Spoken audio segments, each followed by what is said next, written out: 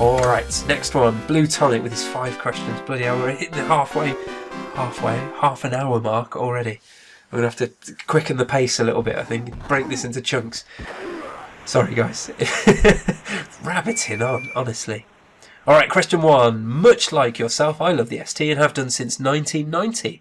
But have you ever been tempted to use the Commodore Amiga? Well, we've covered that, haven't we? In my answer to Longrod. And he says, is it a case of nostalgia? That's definitely a big part of it. Definitely a big part of it, especially now. I have got an Amiga upstairs in the loft that I could get down and use, but it's the ST that has my heart, so there you go. So nostalgia is the reason why it's ST now. Obviously I've explained why ST was the daddy back then. Number 2, quite some time ago I recall you showing off a few 360 games, or at least referring to some you owned and enjoyed. How much of a modern gamer are you, and what are your thoughts on modern gaming in general, both the pros and the cons? Well, I am a gamer, full stop.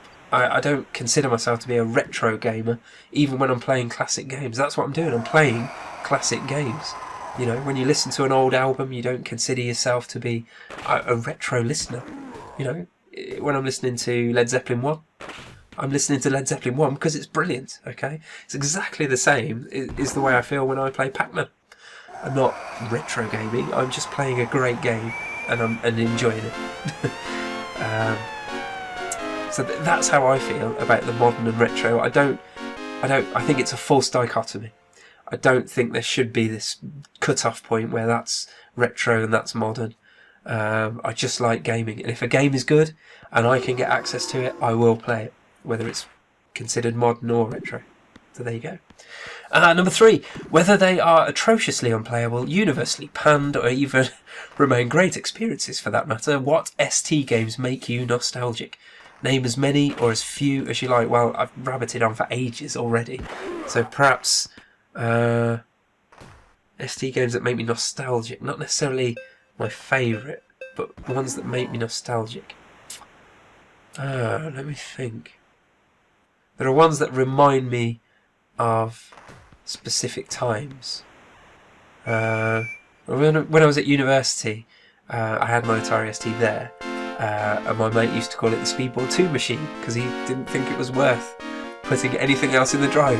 He used to say, well, just put that in there, get some glue, super glue it up, or seal it up, hammer some nails in, a bit of wood. You don't need that disk drive anymore, just leave Speedball 2 in there. So I've got a lot of memories of Speedball 2 at university. Bubble Bobble, used to play with my best mate Simon. It was a game where we'd finish it and then play it again and finish it again. We loved it so much. So yeah, that makes me feel very nostalgic. The music just gets me all tingly.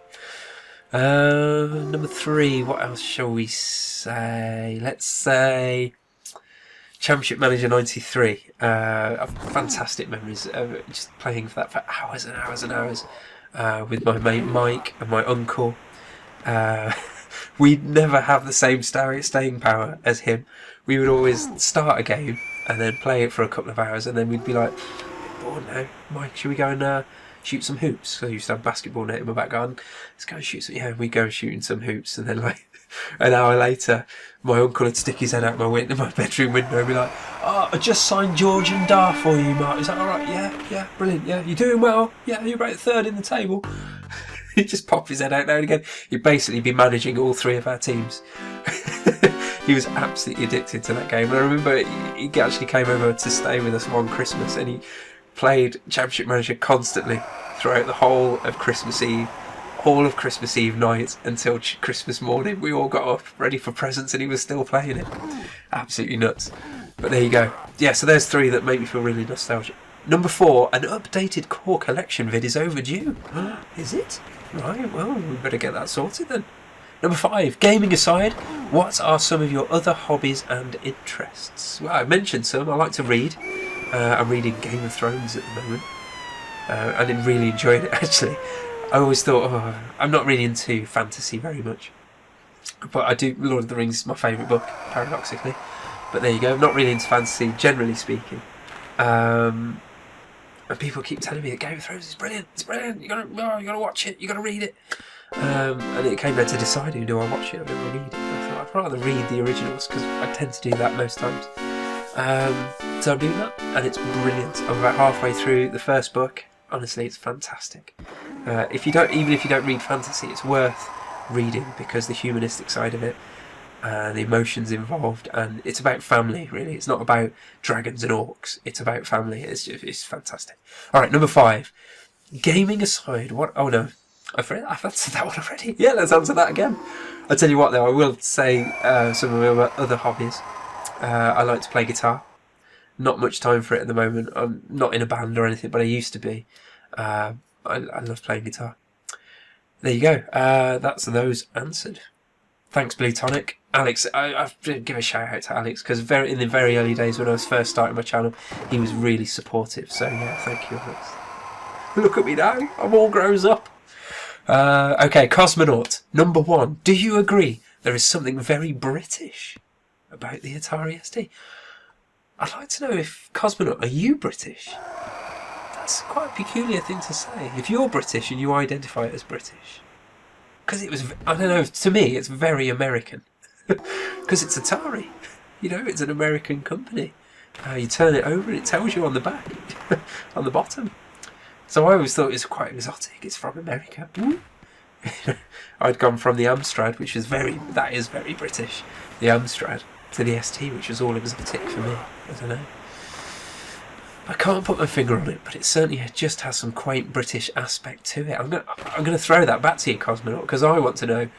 Well, you said you can't put your finger on it, but maybe you could elaborate. Yeah, what? No. It's my very simple answer to that.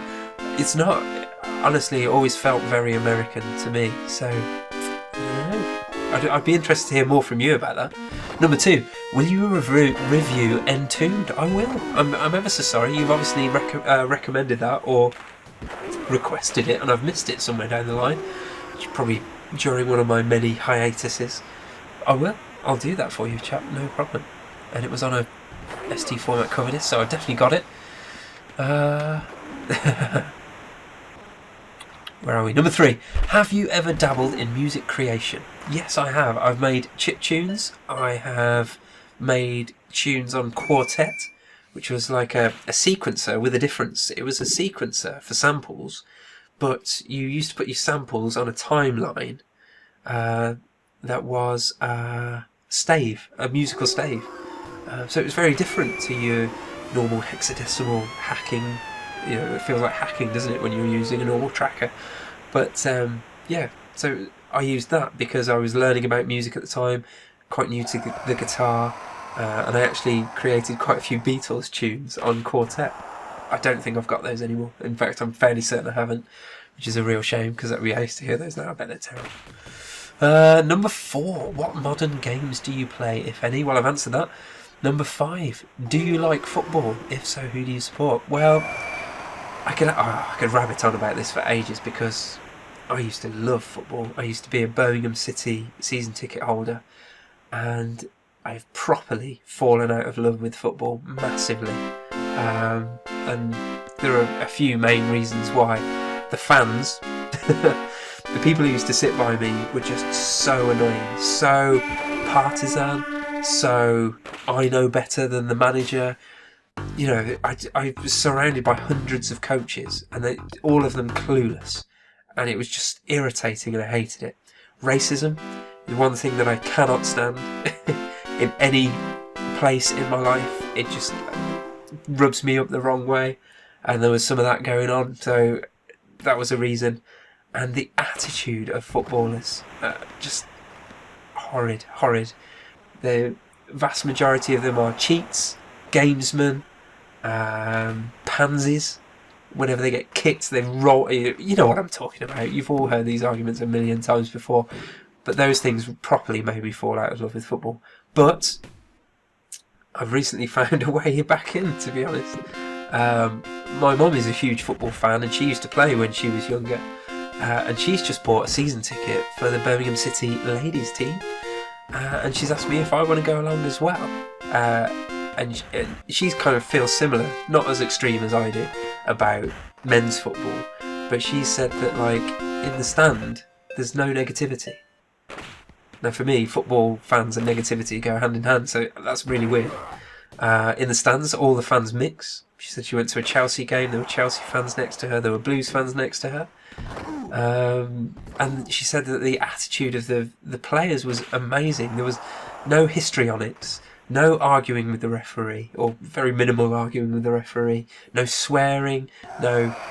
I'm not against swearing, you use whatever word you feel that you can express yourself with, but I don't agree with swearing at referees, and I agree with carrying yourself with some kind of dignity and respect on the field, which footballers, professional male footballers, don't do.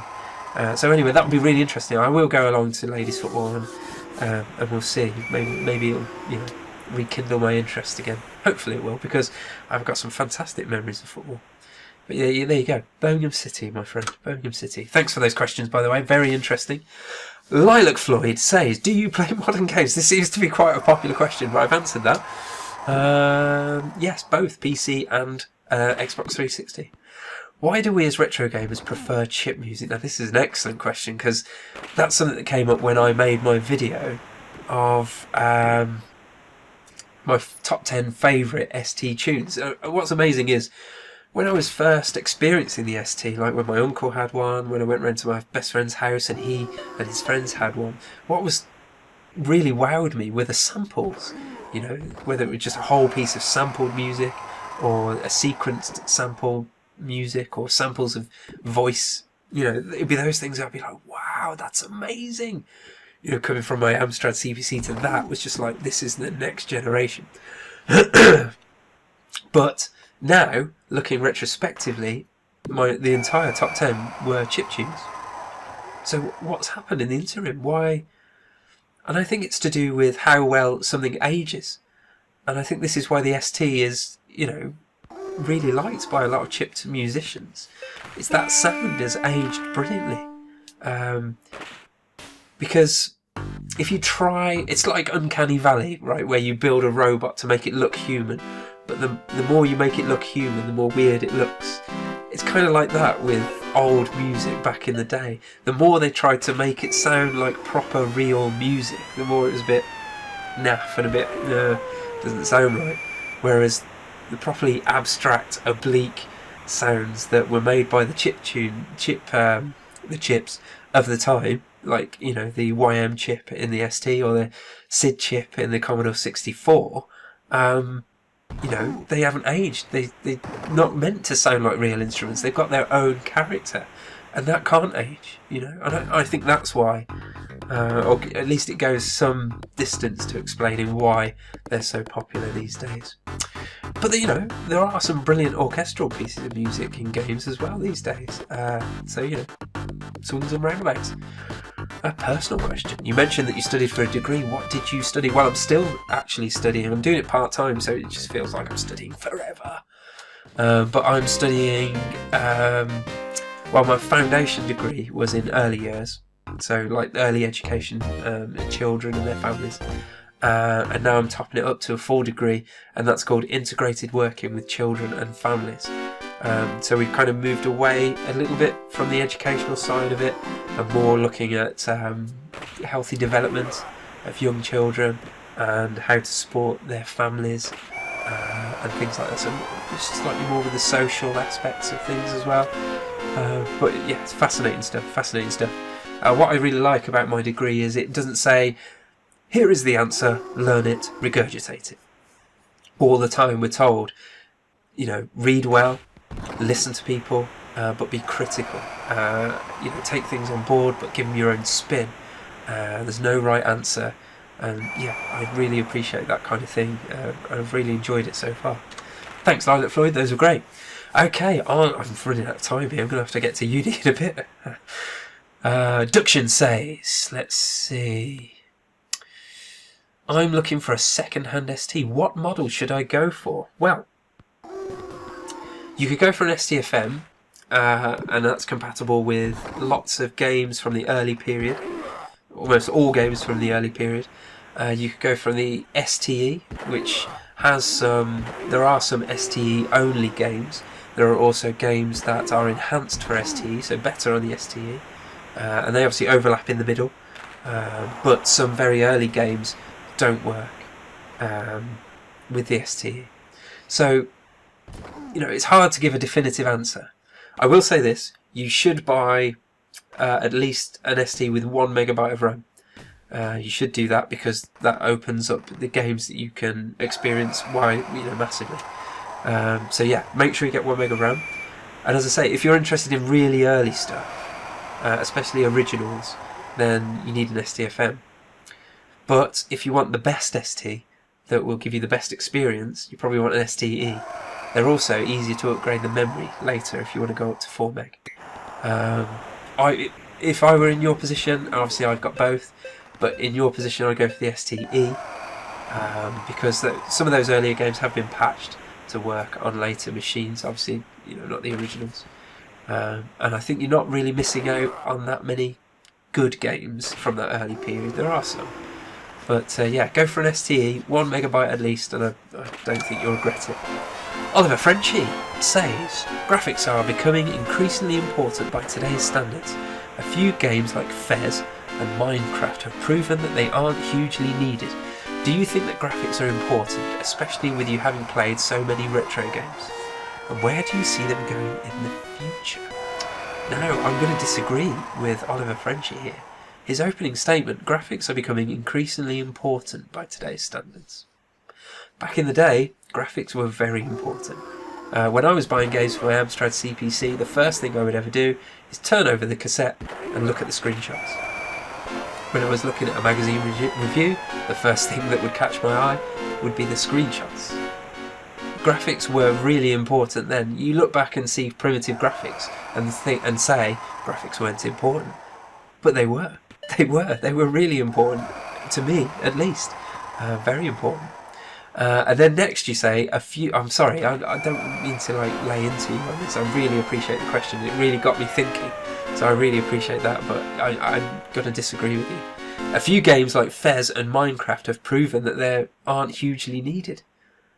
I played Fez. I haven't played it loads. It was on the Humble Bundle recently, so I got it for ridiculously cheap. So yeah, I've played Fez, and it's beautiful.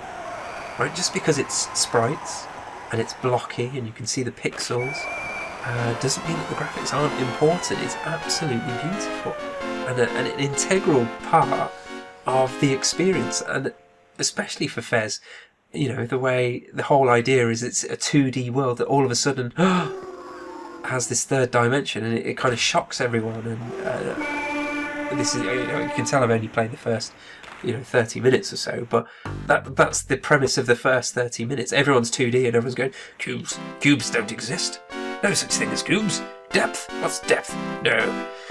And then this thing happens which causes this jar, and all of a sudden you can turn the world, and it's beautiful. The graphics in that game are amazing, just because they're 2D, just because they're sprites, still amazing and really important to the game. And I say the same for Minecraft. Minecraft has what a lot of people affectionately called programmers graphics, where a programmer has tried to do the graphics, and it's happened a lot down the years, and it has got programmers graphics, but I still think it's beautiful. The way the procedural generation of the world creates these hills and forests and cliffs, and I don't know, Oliver Frenchy, you've actually terraformed your own world in Minecraft. You've got these fantastic arching rock faces, and with tunnels underneath, and cliff faces, and sweeping hills and stuff, and it's beautiful. And your work on it is beautiful. So how can you say that the graphics of Minecraft aren't important? It does look beautiful. Yeah, just because it's pixelated and blocky doesn't mean that the graphics aren't important, or they haven't put a lot of thought into them, or it's not beautiful. So I'm struggling with this question a little bit. Basically, I can answer the next bit. Do you think the graphics are important? Yes, they are. They're very important. But that doesn't mean to say you dismiss, I don't know, think of a good example. What's that wizard game on the Spectrum? Chaos. where it's, you know, just a little crudely drawn wizard and some crudely drawn... Does that mean you dismiss games like that because graphics are a bit primitive? No, you don't. I remember one of my favourite games, Oids, was reviewed very poorly when that came out, and that's because of, you know, they thought the graphics were a bit 8-bit, and I think that's a very archaic way to look at graphics. I think we're in a position now where we can appreciate simple graphics and still appreciate them as good graphics, you know, and not assign them to an era or say, oh, look, graphics aren't very good because it's just a few lines and blocks. It's like Thomas Was Alone, you know, that's just blocks and lines for platforms, but it's beautiful. You know, it's really, really well designed and lovely to look at. So there you go. I hope I kind of answered your question. Well, we said, where do you see them going in the future? Well, it seems like, to me, Oculus Rift is where we're going in the future. So, taking it from a 3D represented on a flat plane to a modelled 3D actually in a... struggling to spit this out, but actually perceived in a 3D way. So, there's a lot of work to be done on that, I imagine. But, you know, that's not for me at the moment. I've not played an Oculus Rift. So, I don't know. Don't do much in 3D. I have got a 3DS, but this 3D slider always gets turned off. Always. Because I don't want to sit there like this. Can't move a millimetre. Otherwise, can't see. I just want to relax and enjoy my game. So, yeah, slider goes off on that.